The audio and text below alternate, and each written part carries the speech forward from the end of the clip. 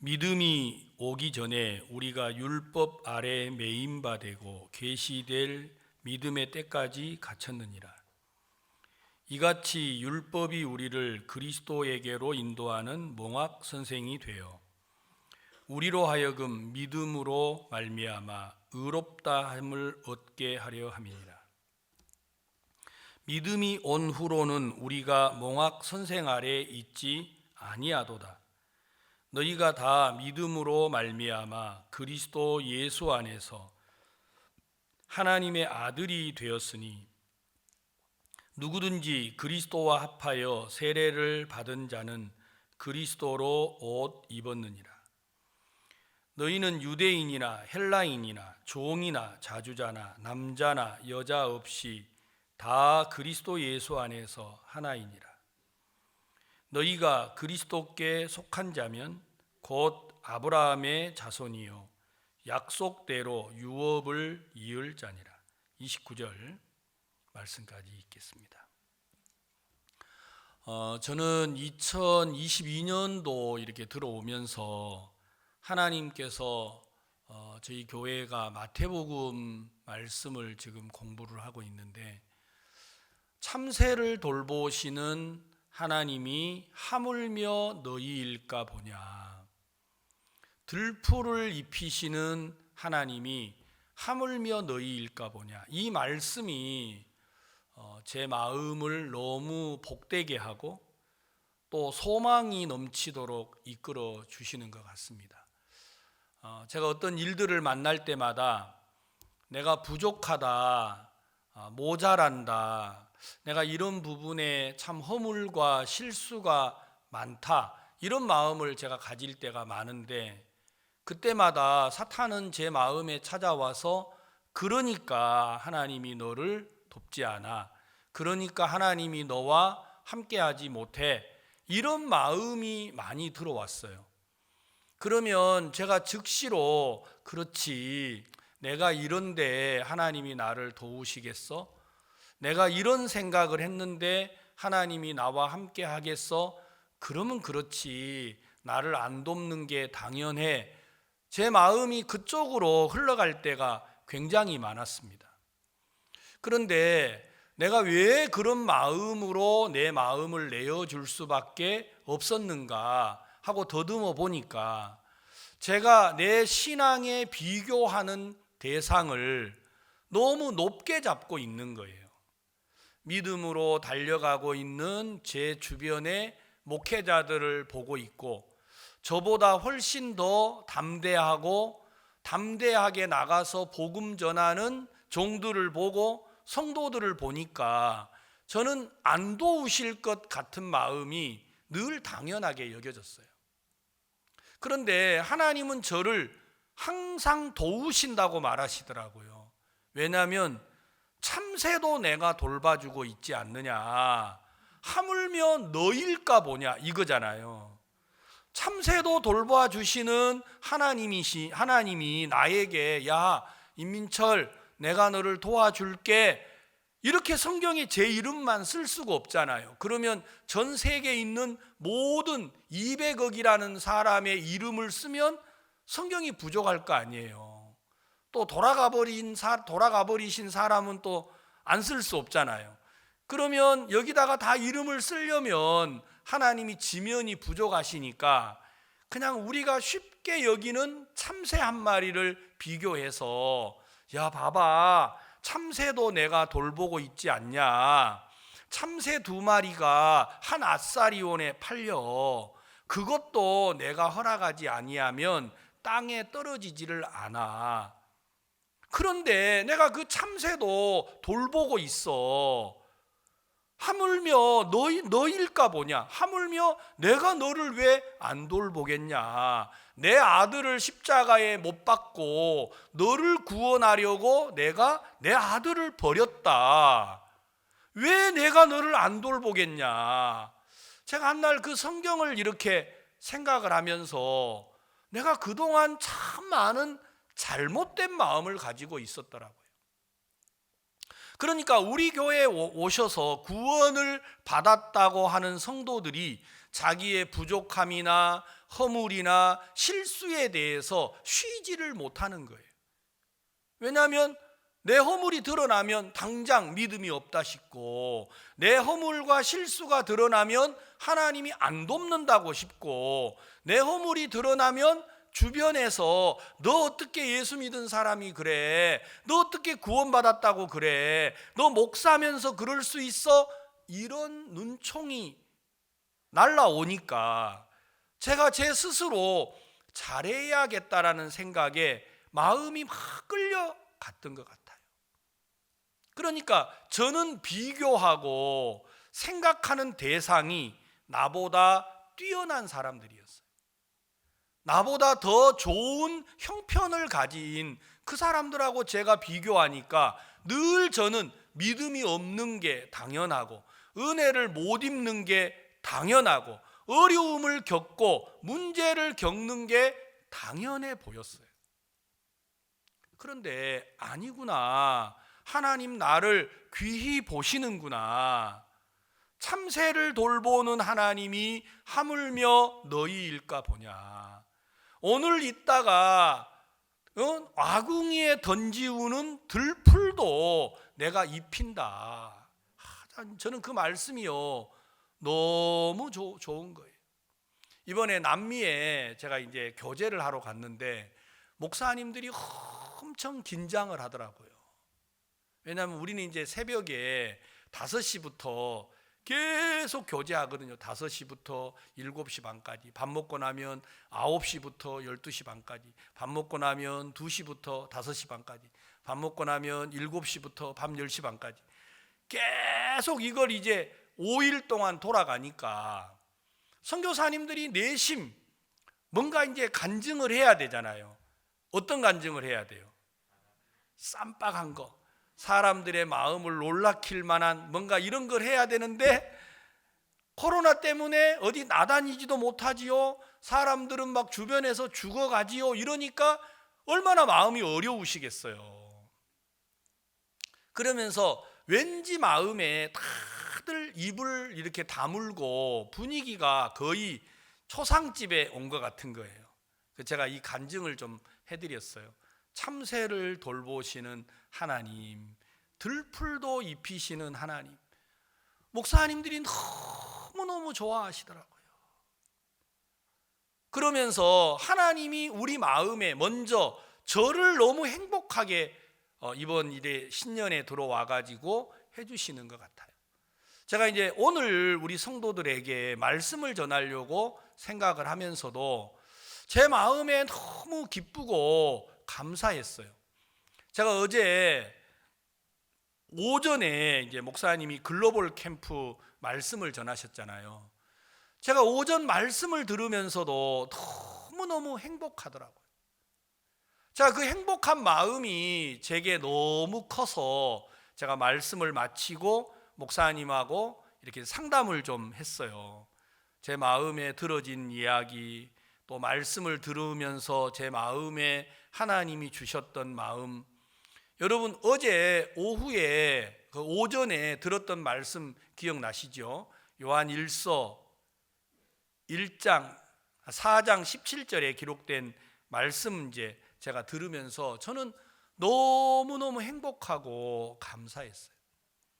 자, 그래서 오늘 오전 주일 예배를 이렇게 준비를 하면서 하나님이 이 부분에 우리 성도들하고 같이 말씀을 좀 나누어야겠다라고 생각을 해서 제가 갈라디아서 3장 23절 29절 말씀을 이렇게 읽었습니다.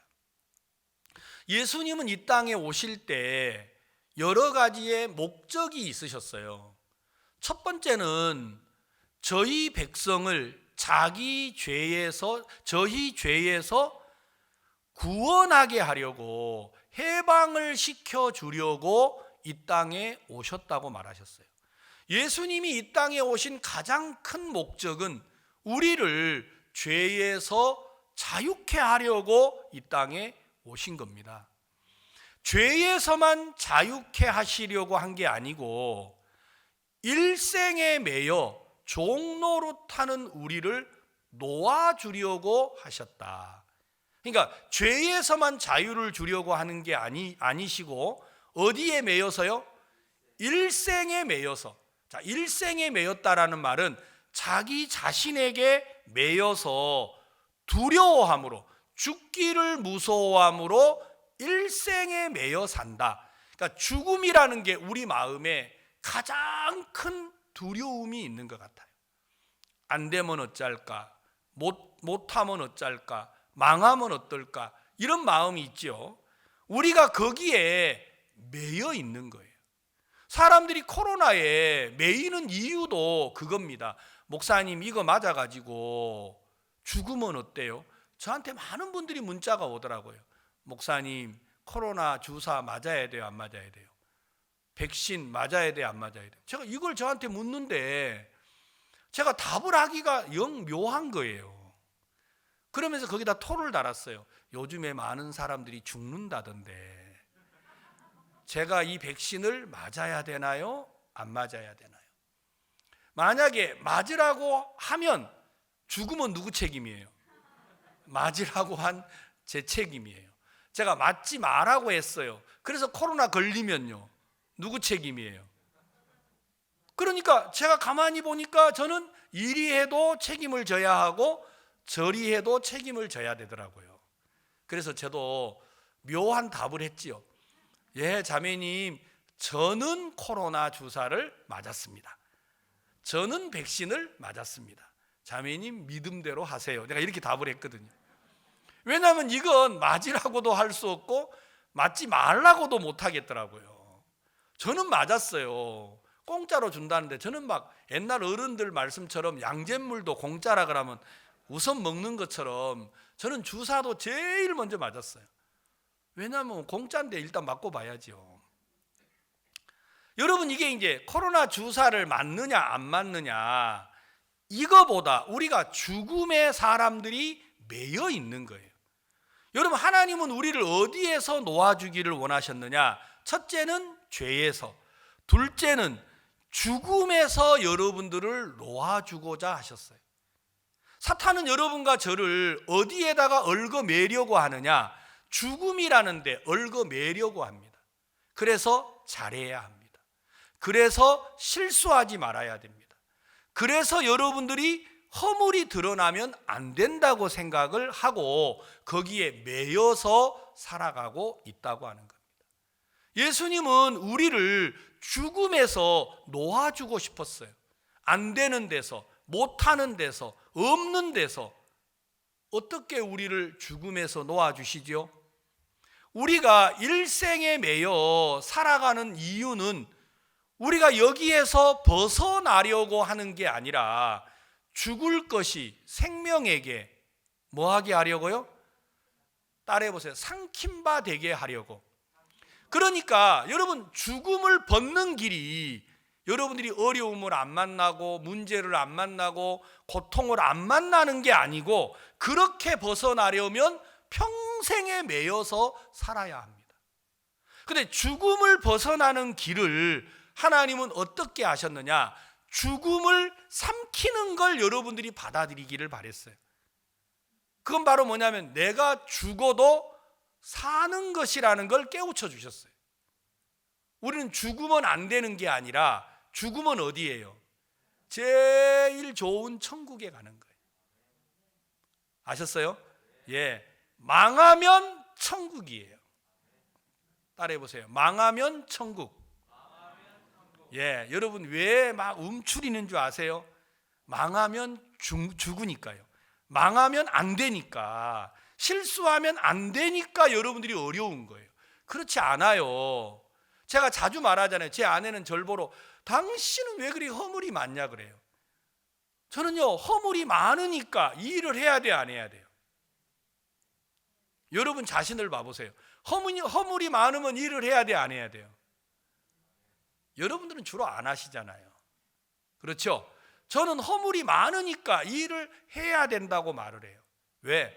그게 하나님이 나에게 나는 이 일을 언제 했느냐? 잘할 때, 준비가 됐을 때, 모든 걸 할 수 있을 때 저는 이 일을 했어요. 제가 구원을 받고 하나님이 나에게 그걸 가르치신 것 같아요. 아니야. 네가 일할 때는 언제냐면 허물이 많을 때야. 네가 일할 때가 언제야? 네가 아무것도 할 수 없을 때야. 네가 일할 때가 언제야? 네가 가진 게 없을 때야. 누구로 말미암아? 전능하신 하나님을 힘입어서 말입니다. 아멘. 이게 성경이에요.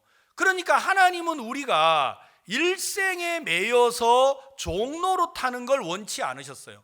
죄에 매여서 종로로 타는 걸 원치 않으시고 예수님을 이 땅에 보내셨다 이 말입니다. 그래서 예수님을 먼저 우리에게 보내시고 죄에서 자유케 하시고 일생에 매여서 죽음이라는 것에 매여서 평생 종로로 타는 우리를 놓아주려고 하신 겁니다. 성경 사무엘하 9장에 보면 무비보셋이라는 사람이 있지 않습니까? 무비보셋은 평생에 자기에게 매여서 살아가고 있었어요. 그는 사울의 손자요 요나단의 아들이었습니다. 그런데 다윗이라는 사람이 이스라엘 나라의 왕으로 올라오는 날 무비보셋은 도망을 가게 됐어요. 왜냐하면 자기 할아버지가 왕으로 있을 때 다윗이라는 사람을 벼룩을 수색하듯이, 뭘 수색하듯이요? 사람을 수색한 게 아니고 벼룩 새끼를 찾아다니듯이 그 할아버지 사울이 다윗을 찾아다녔어요. 죽이려고요. 그래서 다윗이 이스라엘 경내에 머물지 못하고 블레셋으로 도망을 가버렸습니다. 그런 걸 무비보셋은 알고 있습니다. 근데 자기 할아버지도 죽고 아버지도 죽고 하루아침에 고아가 된 거예요. 그런데 자기의 할아버지의 원수인 다윗이 이스라엘의 왕이 되니까 자기 생각에 자기를 키워준 유모가 무슨 생각을 했냐면 이 사람은 사울의 손자니까 다윗이 반드시 죽일 거다. 그래가지고 데리고 도망을 급히 가다가 떨어뜨려가지고 두 발이 쩔뚝이가 돼버린 거예요. 그러니까 원수의 자녀이면서 두 발이 쩔뚝발인 거예요. 그러니까 여러분 다윗이 다윗성, 다시 말하면 시온산성을 빼앗으려고 하니까 그들이 뭐라고 그랬어요? 그들은 에루살렘, 그 에루살렘 성을 말하거든요. 시온성, 그 다음에 다윗성, 에루살렘성, 이게 다 똑같은 말입니다. 근데 이게 이제 여러분 에루살렘, 제가 이번에 처음 가볼 겁니다만은 에루살렘이 해발 800m에 있고 여러분 사해라는 바다 아시죠? 사해는 해발보다 낮은 곳에 있어요. 그냥 굉장히 이게 높은 곳에 에루살렘이 있는 거예요. 높은 산꼭대기에 있단 말입니다. 그러니까 여기에 성을 쌓았기 때문에 적군이 들어오지를 못해요. 다윗이 전쟁을 하러 올라가니까 여러분 그 시온성에 살고 있던 사람들이 뭐라고 했냐면 아이고 다윗이 우리를 쳐들어와 소경이나 쩔뚝발이도 너와 싸우면 이기겠다고 생각을 한 거예요. 다윗을 무시한 거죠. 너무 다윗이 그 말을 듣고 화가 났어요.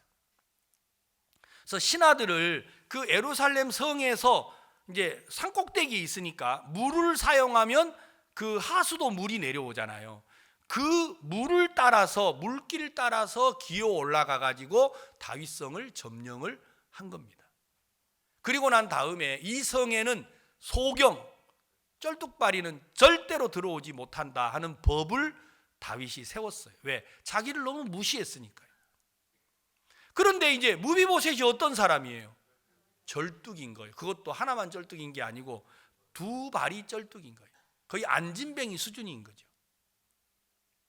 그러니까 이제 다윗이 왕이 되자마자 다윗은 그가 요나단과 맺은 언약을 떠올렸어요. 그런데 무비보셋은 다윗이 왕이 되자마자 언약을 떠올린 게 아니고 죽음이 떠올라왔어요. 나는 원수의 손자야. 나는 왕이 싫어하는 두 발의 쩔뚝발이야. 그게 이 사람을 메고 있었다라는 겁니다. 여러분 마음속에 하나님 앞에 설 때, 교회 앞에 설 때 복음을 전하려고 할 때, 주님을 섬기려고 신앙생활을 할 때 여러분 마음에 뭐가 떠올라와야 돼요? 하나님이 약속이 떠오르고 하나님이 떠오르는 게 아니고 무비보셋처럼 내 마음에 원수진 게 떠오르고 내 자신의 모습이 떠올라와서 나는 저주받을 사람이야, 이게 떠오르면 여러분의 신앙에 많은 문제가 발생을 한다는 겁니다. 다윗은 약속을 떠올리고 무비보셋을 찾았어요. 사울의 집에 남은 사람이 있느냐 하고 찾으니까 신하들이 말했어요. 사울의 손자 무비보셋이라는 사람이 있습니다. 어디에 있느냐? 로드발 암미엘의 집에 있습니다. 숨어 있었단 말이에요. 두려워서 말이죠. 데려오라 그랬어요. 데려왔더니 요나단이 그 무비보셋이 뭐라고 그래요? 왕이여, 죽은 개 같은 저를 어찌 돌아보십니까? 다윗이 생각할 때 얼마나 마음이 아팠겠어요. 다윗은요, 요나단이 자기 생명을 보호해 줬잖아요. 그리고 자기하고 언약을 맺었어요, 안 맺었어요? 내가 너를 지켜준 것처럼 너도 나와 내 후손을 지켜달라 그랬어요. 그러니까 다윗이 약속을 했죠. 요나단이 그랬잖아요. 네가 네 나라가 설 때 나와 내 자손들을 지켜달라. 나도 너의 생명을 지켜주겠다. 둘이 언약을 맺었단 말이에요. 그러니까 만약에 다윗은 무비보셋이 없으면 약속을 지킬 수가 있어요, 없어요? 없잖아요. 여러분 그런 거 아세요? 하나님은 여러분이 없으시면요 약속을 못 지켜요. 이럴 때 아멘을 해야 돼요. 여러분, 내가 비록 육신적이고 내가 비록 인간적이고 세상을 좋아하는 사람이지만 하나님은 내가 없으면 안 돼요. 그래도 이쪽은 말이 없네. 하나님은 여러분이 없으면 안 돼요. 네? 이주의 자매 알겠어요? 네? 정말이야. 그냥 큰 소리로 해야 돼. 하나님은 이주의 자매가 없으면 안 돼. 근데 절대 그 생각을 안 해요. 나같이 이거 하나 뭐 없으면 어때? 그렇죠? 사탄아 물러가라. 그 진짜 마귀 새끼가 여러분들을 속이는 거예요. 여러분 자주 그런 생각 안 해요? 아이고 나 하나 뭐 실바 안 한다고 뭐 특별한 일이 있어요, 없어요? 예? 내가 우자매님이 그 생각하는 거 알아요. 그런 생각을 문득문득 사람들이 한다니까요. 뭐 나 하나 없으면 어때? 뭐 나 하나 안 한다고 어때? 그런 생각 안 하세요?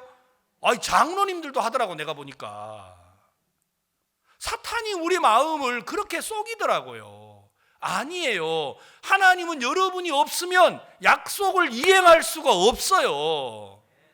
우리 한번 다 데모 해버릴까요? 하나님 다 안 믿어버리면 하나님이 혼자 뭐 하시겠어요? 아셨어요? 하나님은 우리가 있어야 돼요. 아멘. 제발 속지 마세요. 아이고, 나 같은 거 뭐 누가 기억이라도 하겠나? 이거 뭐 교회에 나 없어도 아마 문제 없을 거야. 안 그래요. 여러분이 있으니까 이 부산 대형교회가 빛나는 거예요. 아셨어요? 갑자기 우리 목사님 오늘 왜 이러시나, 또 뭐 뭔 얘기를 하려고 저러나, 이런 쓸데없는 생각하지 마시고, 하나님은요 여러분이 있어야 하나님의 뜻을 이루시는 거예요.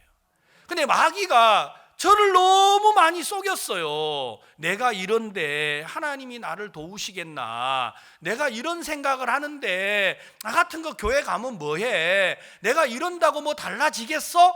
사탄이 매일 나에게 그렇게 속삭이더라고요. 마치 무비보셋이 그러는 거예요. 우리 아버지는 우리 할아버지는 나는 그 무비보셋이 자기를 보니까 할아버지는 원수고 아버지는 죽고 자기는 다윗이 싫어하는 두 발이 쩔뚝발인 거예요. 왕은 자기에게 내가 네 아버지 요나단을 인하여 내게 은총을 베풀려고 너를 불렀다. 그런데 무비보셋은 뭐라고 그래요? 왕이여, 죽은 개 같은 나를 왜 돌아보십니까? 나 같은 거 안 돌아봐도 돼요. 그냥 죽이세요. 우리 할아버지가 왕을 죽이려고 하셨잖아요. 그러니까 저 괜히 이러지 마시고 그냥 죽여주세요. 다윗이 봤을 때는 얼마나 안타깝겠어요. 야야, 너가 있어 나는 너무 좋다. 네가 없었으면 내가 네 아버지와 맺은 언약을 어떻게 이루겠냐. 제가 아침에 다윗을 생각하니까요, 무비보셋이 있어준 게 너무너무 감사하더라고요. 제가 제일 마음 아플 때가 언제인지 아세요? 왜 목사님 저 미워하세요? 이런 말 들으면요, 진짜 제가 마음이 막 어려워져요. 사실은요, 여러분이 없으면 저는 아무것도 아니에요.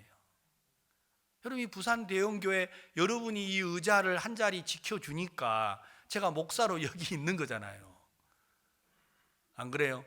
여러분, 사탄에게 제발 속지 말고 우리 목사님은 내가 있어 스스로 존재한다고 생각하신다, 이래 생각을 해주시면 제가 진짜 매일 기도하고 여러분들을 위해서 눈물 흘리고 합니다. 근데 그게 아니고 우리 목사님은 요즘에 나만 보면 눈이 막 돌아가고 나를 미워하고 뭐 나까지 그 생각도 안 하고, 제발 이런 그건 정말 저에게 없는 마음이에요. 저는 그런 생각 안 해요. 제가 아침에 이 글을 읽는데 참 하나님이 너무 감사한 거예요. 야, 무비보셋이 가졌던 이 형편없는 마음을 내가 가지고 있었구나. 여러분, 이런 무비보셋을 다윗은 전혀 문제 삼지 아니하고 자기 집으로 불러서 왕자 중 하나와 같이 내 상에서 먹으라고 해줬습니다. 그런데 여러분, 사무엘하 19장에 압살롬이 다윗의 나라를 빼앗고 반역을 일으켰을 때 다윗이 맨발로 도망을 가게 됐죠. 그때 다른 신하들은 다 다윗을 따라갔는데 누구만 못 따라갔어요? 무비보셋만 못 따라갔어요. 왜? 두 발이 쩔뚝이니까. 무비보셋에게 시바라고 하는 종이 있었는데 그 종이 무비보셋을 안 데려가 버렸어요. 왜 안 데려갔냐면 거짓말을 했어요. 왜 너 혼자 왔냐 그러니까 무비보셋이 오기 싫어하더라 하면서 그랬어요. 그 무비보셋이 얼마나 억울해요. 내가 왜 오기 싫어해요? 가고 싶었는데 누가 안 데려간 거예요. 그 시바라는 종이 안 데려갔어요. 그런데 이제 다윗은 도망을 갔고 무비보셋은 혼자 이제 집에 남아 있는데, 그가 그래도 왕으로부터 입은 은혜가 있잖아요. 그러니까 압살롬하고 타협 안 하고 그는 어떻게 했어요? 왕이 돌아올 때까지 수염도 깎지 아니하고 옷도 빨지 아니하고 발도 씻지 않았어요. 이야, 이게 무슨 황당한, 진짜 막 거지 무슨 그렇게 막 해가지고 자기는 다윗 왕을 기다렸어요. 그런데 다윗이 이제 압살롬이 죽고 다시금 나라를 회복해서 예루살렘으로 돌아왔단 말입니다. 돌아오니까 이제 무비보셋을 만난 거지요.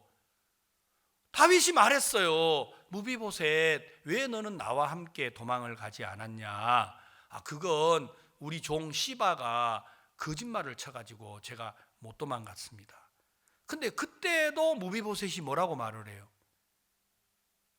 다윗이 자기에게 말을 하니까 무비보셋이 하는 말이 왜 죽은 나를 돌아보느냐고 또 말을 해요.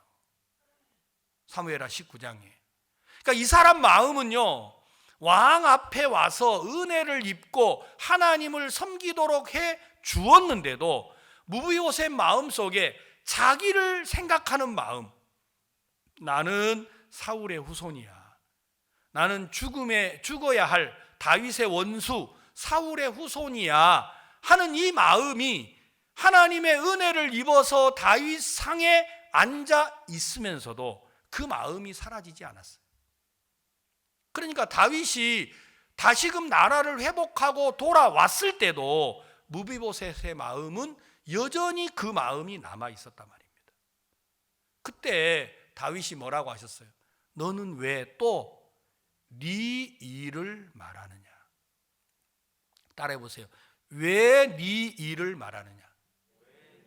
자, 우리가 매일 하나님 앞에 설 때 자기를 말하는 이게 악한 줄을 알아야 합니다. 여러분, 약속을 믿지 못하는 사람들이 주로 왜 약속을 믿지 못하느냐? 자기가 너무 큰 거예요. 일생에 매여 종로로 타는 이유가 자기를 믿는 마음이 커서 그래요. 그냥 형제 자매님들이 하나님의 약속이 크고 말씀이 커야 되는데 자기가 크니까 하나님의 인도를 받을 수가 없더라는 것입니다. 자, 오늘 여러분들이 갈라디아서 3장을 읽을 때 이 사실을 생각하고 갈라디아서를 읽어보시면 조금 이해가 쉬워질 거예요. 자, 3장 23절. 믿음이 오기 전에 우리가 율법 아래 매인바 되고 계시될 믿음의 때까지 갇혔느니라. 믿음이 오기 전에, 이 말은 예수 그리스도가 우리 마음에 오시기 전에는 우리가 율법에 매였다, 율법 아래 매였다. 이 말은 말씀대로 살아서 의를 얻을 거라고 믿고 있다라는 겁니다. 다시 말하면 내가 하나님의 뜻을 지키고 내가 말씀대로 행해서 의를 이룰 거라고 믿는 마음이 우리를 율법 아래 매여 살도록 만들었어요. 그러니까 여러분들이 구원을 받고도 내가 잘해야 된다, 내가 마음을 낮추고 성실하고 진실하게 해야 된다라는 생각을 가지고 있으면 여전히 우리는 구원을 받고도 율법에 매여 있는 삶을 살아야 하고, 무비보셋처럼 왕의 상에 앉아 왕자 중 하나와 같은 삶을 살면서도 여전히 그는 저주받은 사람의 자식이다, 그 마음을 저버리지 못하게 된다는 겁니다. 그러면 우리 안에 하나님의 약속이나 주를 믿는 믿음이 자리하지를 못하게 됩니다. 오늘 성경에 24절, 이같이 율법이 우리를 그리스도에게로 인도하는 몽학 선생이 되어, 율법은 우리를 예수님에게로 인도하는 겁니다. 여러분들이 잘해야 한다, 여러분들이 말씀대로 살아야 된다, 하나님의 뜻대로 살아야 된다라는 이 마음이 결국 우리를 누구에게로 인도해야 하느냐? 예수님에게로. 내가 하나님의 뜻대로 살아야 돼. 진짜 살아보면 나는 살 수 없어. 예수님이 도와주셔야 합니다. 이렇게 마음이 가야 한다는 거예요. 알겠습니까? 내가 하나님의 뜻대로 살아야 된다라는 마음이 여러분의 노력과 의지로 하려고 하면서, 아, 나는 뜻대로 살 수 없구나, 예수님이 살아주셔야 하는구나, 이렇게 예수님하고 연결이 돼야 되는데, 그러려고 하나님은 우리에게 율법을 주었다라는 겁니다. 자, 25절. 믿음이 온 후로는 우리가 몽학 선생 아래 있지 아니하도다. 26절 주목해 보십시오. 너희가 다 믿음으로 말미암아 그리스도 예수 안에서 하나님의 아들이 되었으니. 자, 이제 26절. 여러분 꼭 이걸 기억하십시오. 우리가 믿음으로 하나님의 예수 그리스도 안에서 하나님의 아들이 됐습니다. 아멘. 자, 우리가 뭘로 됐습니까? 믿음으로 하나님의 아들이 됐습니다. 이거 꼭 기억하십시오. 여러분들이 말씀대로 살아서 하나님의 아들이 됐나요? 아닙니다. 하나님의 예수 그리스도 안에서 말씀을 믿음으로 우리가 은혜로 아들이 됐습니다. 맞습니까? 자, 그럼 우리가 하나님의 아들입니다. 그러면 우리는 성경에 뭐라고 했어요? 아들이면 곧 후사, 하나님의 후사가 된다고 했잖아요. 자, 그럼 우리가 하나님의 아들이라면 하나님의 모든 권세와 능력과 지혜를 다 받은 사람들이에요. 자, 그러면 여러분들은 능력이 있어요, 없어요? 여러분 마음에 이렇게 대답을 하면서도 무비보셋이 나는 저주받은 사람의 자손이야 하는 것처럼 말씀을 들을 때는 여러분들이 하나님의 아들이라고 대답하고 능력이 있다고 대답하고, 살아가실 때는 하나님의 아들로 살아요, 자기 스스로 살아요? 살 때는 뭐라고 말을 해요? 나는 믿음이 없어, 나는 가난해, 나는 없어, 이렇게 안 살아요? 그러니까 우리가 무비보셋과 같은 마음을 여전히 말하고 있다라는 겁니다. 너는 왜 또 네 일을 말하느냐? 우리가 하나님 앞에 설 때마다 하나님을 믿는 믿음을 말해야 되는데 그렇지 않고 매일 자기를 말하는 거예요.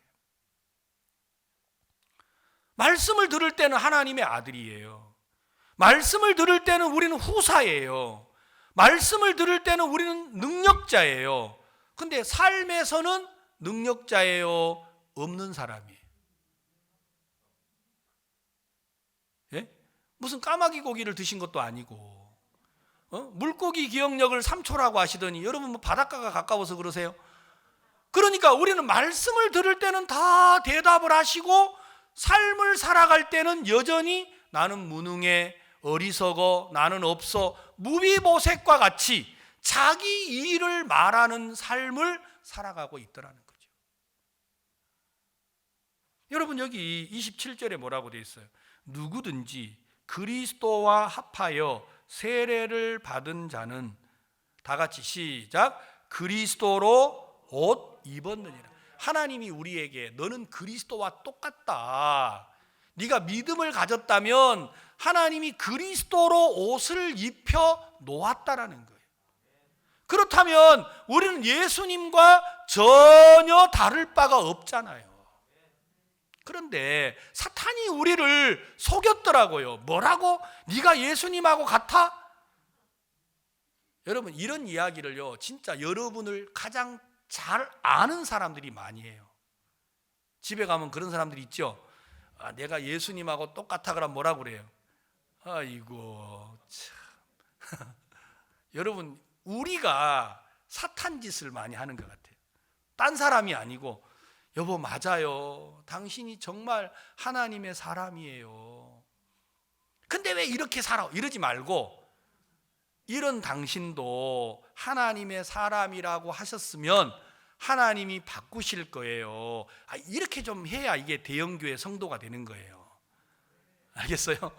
근데 당신 말이야 구원을 받았다면서 이 모양이야? 그 구원도 아니다 하면서 구원도 또 자기가 논해. 그렇게 하면 이게 진짜 왕마귀가 되는 거예요. 이렇게 되면요.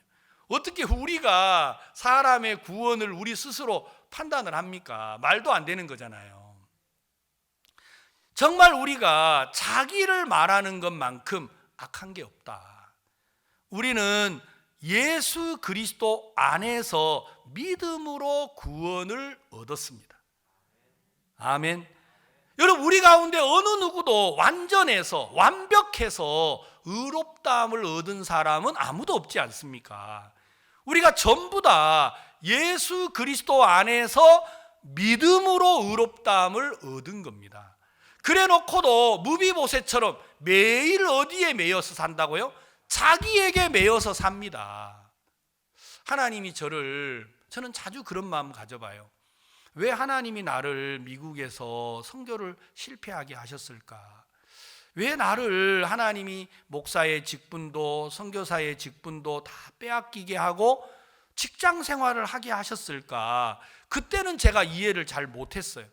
시간이 지나면서 그렇구나, 정말 내가 그 시간을 통해서 내가 할 수 있는 일이 아무것도 없구나. 그때 제 마음에 내 자신을 믿을 건지 하나님의 말씀을 믿을 건지를 선택하도록 도와주셨더라고요. 저는 그게 너무 감사한 거예요.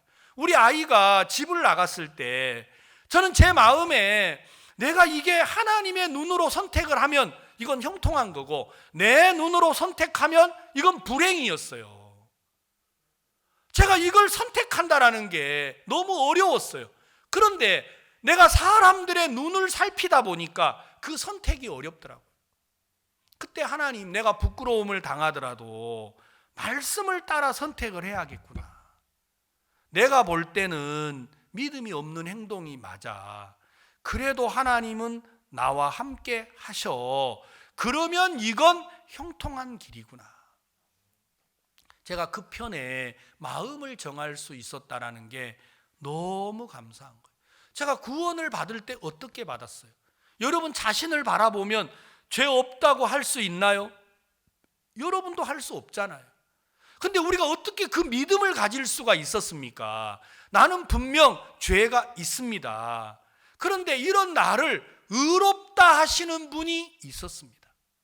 이 일을 아니할지라도 경건치 아니한 자를 의롭다 하시는 일을 믿는 자에게는 그 믿음을 의로 여기시나. 아멘. 어떻게 이런 나를 의롭다고 하세요? 절대로 나를 의롭다 할 사람이 없는데 하나님은 나를 의롭다고 하신다. 방금 우리 강동구 형제 나와서 간증했잖아요. 자기는 교회 떠나서 술 마시고 세상 즐기고 쾌락에 빠져서 살았는데 하나님이 이런 나를, 우리 어머니도 우리 아버지도 내 스스로도 의롭다고 말 못하는데 하나님이 나를 의롭다고 하시는구나. 그 하나님이 마음에 감사하니까 다시 교회로 돌아올 수 있었다고 하잖아요.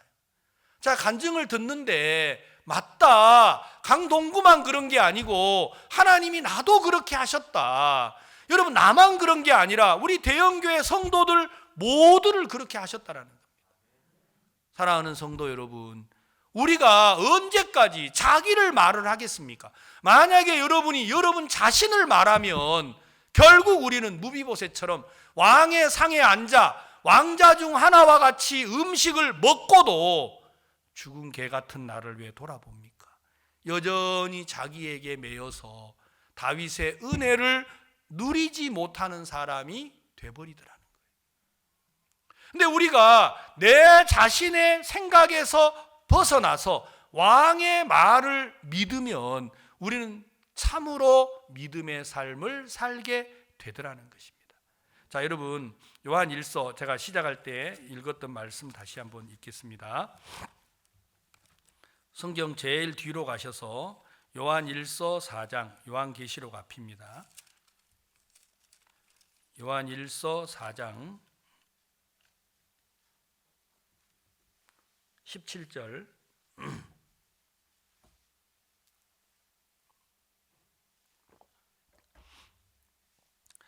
자막을 보시면서 여러분 살펴보시면 됩니다. 이로써 사랑이 우리에게 온전히 이룬 것은 우리로 심판날에 담대함을 가지게 하려 함이니 주의 어떠하심과 같이 우리도 세상에서 그러하니라.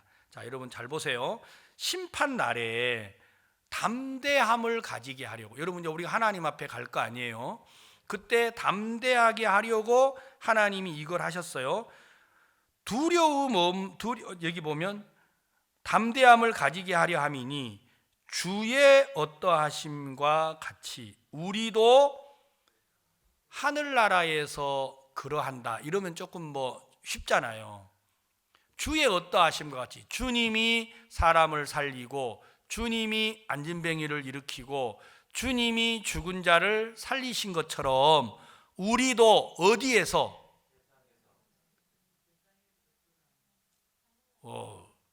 그러면 우리 갈래비 할머니도 죽은 사람 살릴 수 있어요? 여러분, 성경에 뭐라고? 우리는 하나님 앞에 가면 그렇게 될 것 같으면 좋은데 우리는 하나님이 성경 어디에서요? 세상에서 우리도 주의 어떠하심과 같이 우리도 그러하리라.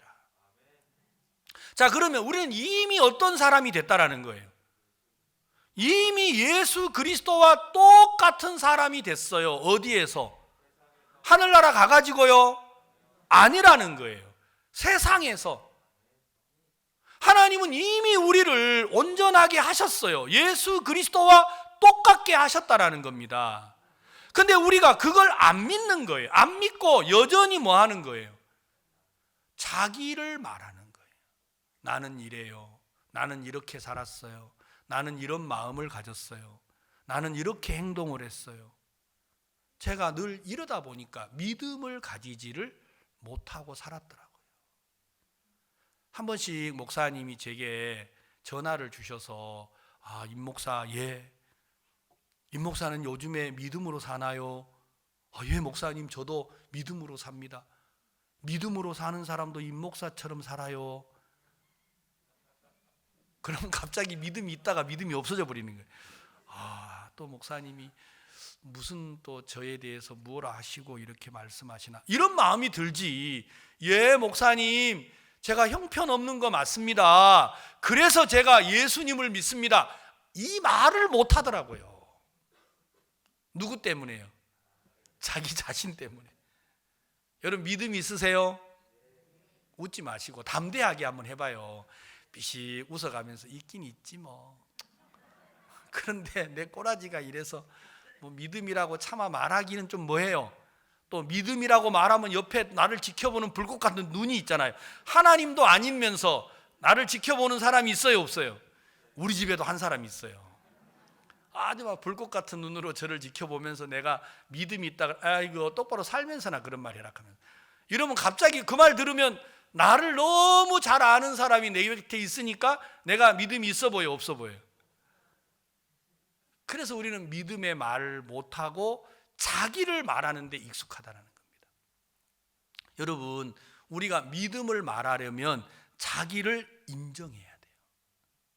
내 못난 거, 내 어리석은 거, 내 미련한 거, 내 허물, 그거 인정하지 못해서 여러분들이 자기에게 매이는 거예요. 나를 인정하면 아무 문제가 없어요. 여러분, 남편 앞에서 자기를 인정하세요. 여보, 정말 저 못났어요. 고마워요. 그러면 돼요. 여보, 아내 앞에서, 여러분 남자의 자존심은요 서푼어치도 가치가 없어요. 그냥 아내 앞에서 남자들이 자존심을 세우면 바보가 된대요.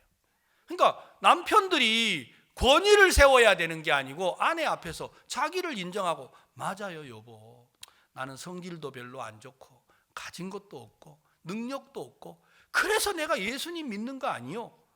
그러면요 여러분들이 다 존경받는 남편이 돼요. 근데 그렇게 잘 안 하고 자존심을 상하게 한다고 하니까 결국 자기 마음을 따라서 화를 내고 짜증을 내고 그러면서 가정의 불화가 만들어지더라고요. 신앙이라는 게 어려워서 여러분이 못하는 게 아닙니다. 우리가 말씀을 따라 말하지 못하는 거예요. 무엇이요? 나를 믿는 마음이 그렇게 못하게 한다는 겁니다. 성경 요한일서 4장 17절에 기록된 대로 주의 어떠하심과 같이 우리도 세상에서 그러하리라. 생각만 해도 너무 감사하지 않습니까? 그렇다면 내가 안진뱅이도 일으키지 못했고 소경의 눈도 띄워준 적이 없어요. 그렇지만 하나님은 내게 뭐라고 말씀하셨어요? 아니야, 너도 예수 그리스도가 그러한 것처럼 세상에서 그러해. 우리가 그 하나님의 말씀을 믿고 소경의 머리에도 손을 얹어 기도하십시오. 죽은 자의 머리에 손을 얹고도 기도하십시오. 하나님이 일어나고 안 일어나고를 우리에게 맡기지 않았어요. 우리가 하나님을 믿고 기도하면 하나님이 역사하신다니까요. 우리가 너무 오랫동안 믿음 안에 들어와서도 무비보셋과 같은 삶을 많이 살았단 마음이 제 안에 들어왔어요. 하나님, 딴 사람이 아니고 제가 그렇게 살았습니다.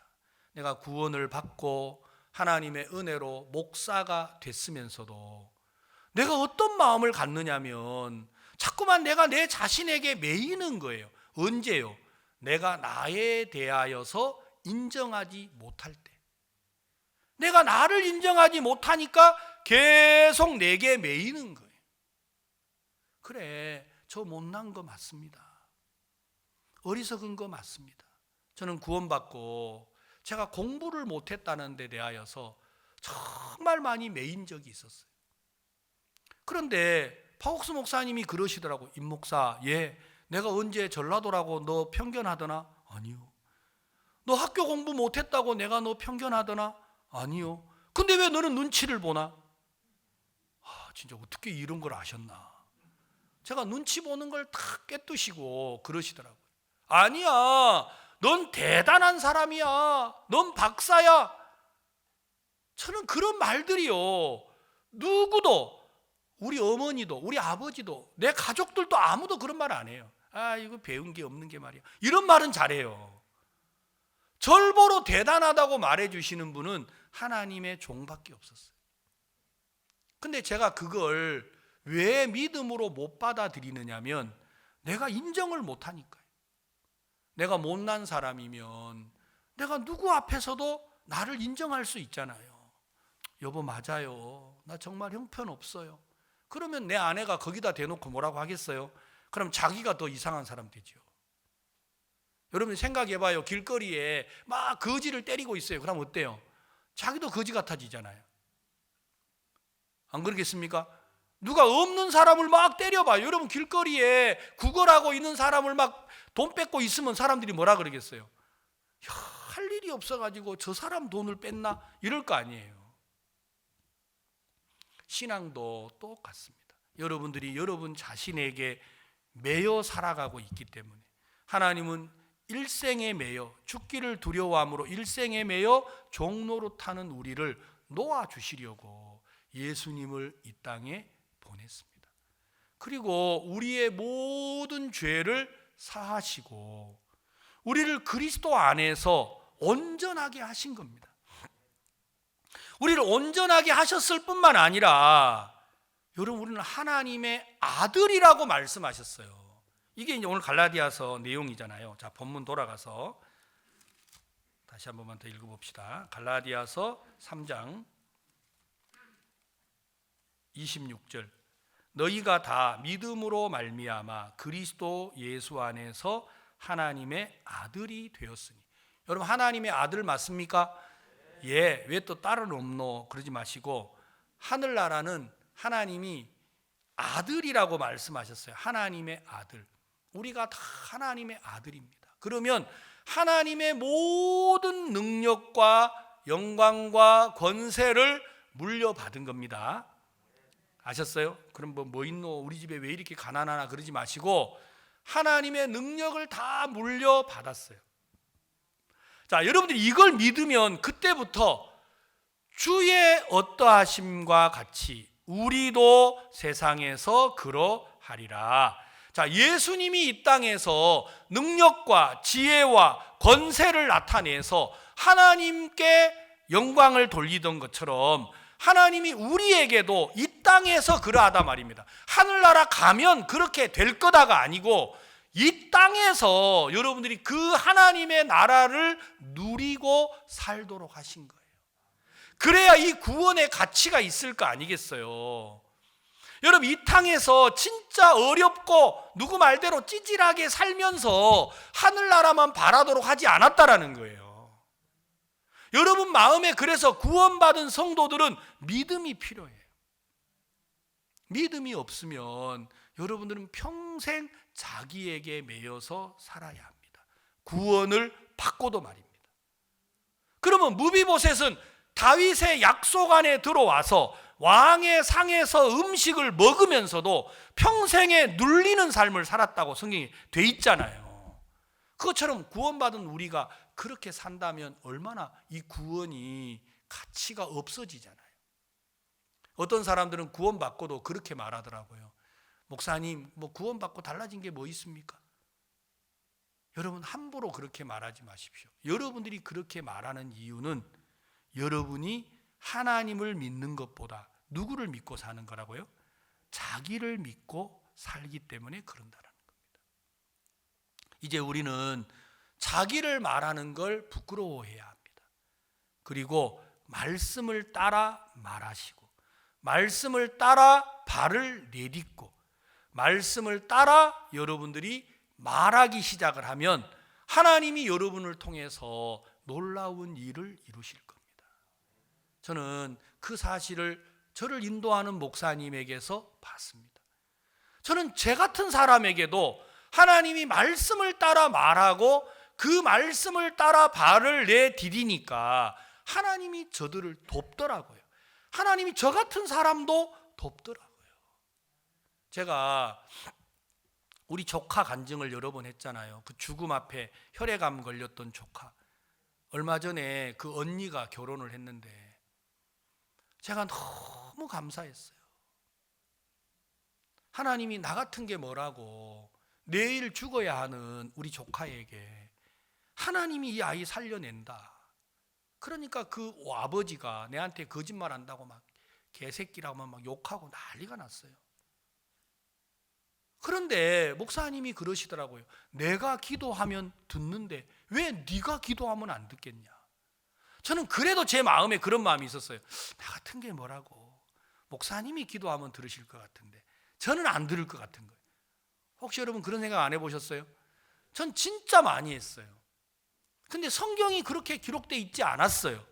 주의 어떠하심과 같이 세상에서 그러하리라고 되어 있더라고요. 아멘. 예수님과 똑같은 일을 하나님이 우리도 하게 하신답니다. 어디에서요? 부산에서. 세상 그러니까 좀 별로 실감이 안 나는 것 같아요. 어디에서요? 대연동에서. 아셨어요? 여러분이 사는 어디에 연산동에서. 진짜예요. 주의 어떠하심과 같이 내 가정에서도 하나님이 그렇게 하십니다. 아멘. 여러분 믿으십시오. 이게 그리스도인에게 가장 큰 축복이고 특권이에요. 그건 그리스도인만 할 수 있어요. 사람들은 그렇게 할 수 없어요. 왜냐하면 예수를 믿는 믿음이 없으니까요. 저는 오늘 아침에 이 성경을 읽으면서 너무 감사한 거예요. 그렇구나. 내가 예수 그리스도 안에서 하나님을 믿는 믿음으로 구원을 얻었는데, 그런 내게 하나님은 그리스도로 옷을 입혀줬는데 내가 왜 지금까지 나를 보고 말하고 살았나. 이게 악한 거구나. 살인하고 간음하고 도적질한 게 악한 게 아니고 더 악한 건 내가 나를 보고 사는 게 더 악한 거예요. 아셨어요? 이런 우리를 십자가에 못 박아버렸는데 왜 아직도 또 너는 너를 말하느냐, 네 일을 말하느냐고 안타까워하는 다윗. 그 다윗의 마음이 바로 우리 하나님의 마음이라고 믿습니다. 이제 우리 성도들은 정말 자기를 말하지 마시고 여러분을 영원히 온전케 하신 하나님, 나를 의롭다 하신 하나님, 그 하나님을 믿고 여러분들이 담대하십시오.